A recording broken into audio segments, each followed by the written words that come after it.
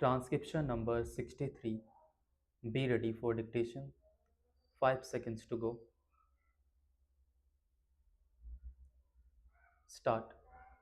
You have rightly stated that the principles of this bill has been unanimously accepted by the House and most of the relevant points have been made out and that no time of the House should be taken by repeating the same points again and again. One of the points on which I want to lay stress and which is being disputed again and again by the Treasury benches, it is the question of cottage industries, though you pointed out to them yesterday that there is provision in this bill to take into consideration the cottage industries also, and the Honorable the Deputy Minister realized it again. There was a point raised by Mr. Sidhwa today, and the Honorable Speaker, who was in the chair at the time, said that the scope of the bill is confined only to the consideration of protection to industries as against foreign industries, that is, to give protection to the indigenous industries as against imported goods, and the question of cottage industry does not come in here. The Honorable Deputy Minister detoured this. Unless protection is given to indigenous industries, we shall not be able to develop industrially. I wholeheartedly support this proposition. I am not against it. When I speak of cottage industries, I do not for a moment think that our country should not be developed on the same lines as the other countries in the world. I want that every village should have the same amenities that we sitting in this house have. Every villager should have the furniture, fittings, houses, and so on. The only thing is that the existing economy should not be disturbed and sacrificed before substitute arrangement is made.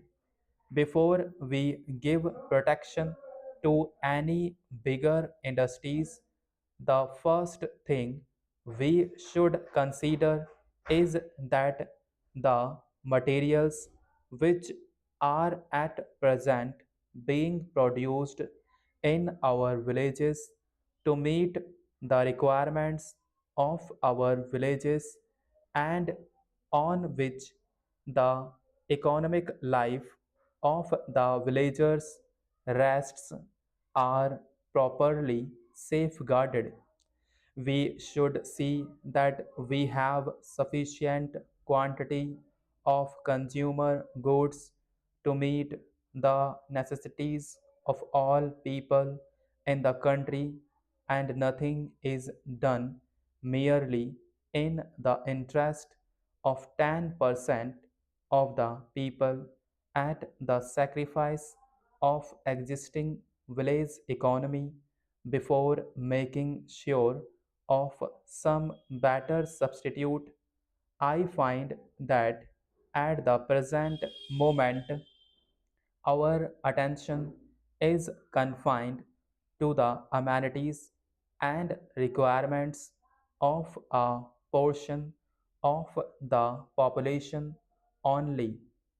The other day, my honorable friend Mr. Krishnamchari, whom I regard as a great economist and who knows finance etc and looks to the interests of the country and gives very good advice, said that we do not want to go to medieval age and the luxury of yesterday is the necessity of today, and that few articles which we import today from many foreign countries and the few industries which we are starting for recreation and amenities of the people should not be grudged. I agree with him. I do not grudge them, but looking to the condition as it is today and the circumstances under which we are placed and over which we have no control, if we want to develop our country on the same basis as other countries have done industrially and otherwise, we do not have at our command all the necessary materials and we simply cannot do it with the speed we want. We have to depend upon others. So, at least during the transitional period, it may be that the necessities of yesterday may have to be regarded as the luxuries of today, and for some time have to take to austerity to be squarely distributed. I welcomed this bill most heartily when I went through it, but when the deputy minister was speaking, he probably overlooked or gave scant attention to one point. I am referring to clause 12 in regard to the reference to the commission of matters arising out of protection. Of the things mentioned there is the different sectors of the country's economy on which the commission may inquire and report. Whenever we start new industries and give protection to them, this clause is always neglected.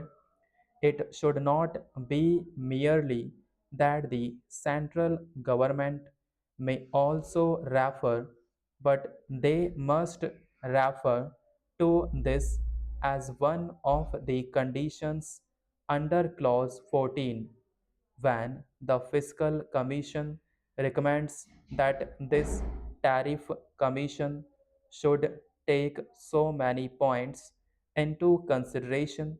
The different sectors of the country's economy must be one of the points that must be taken into consideration.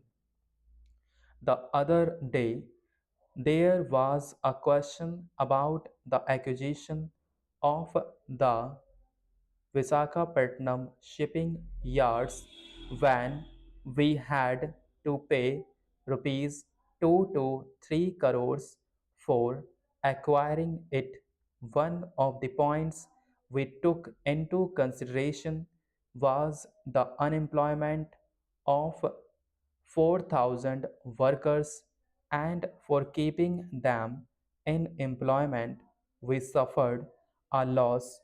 In view of the agitation that was carried on, we sacrifice the existing necessary supply of the villagers and throw them out of employment without making any arrangement for their substitute requirements and without providing them with alternative employment.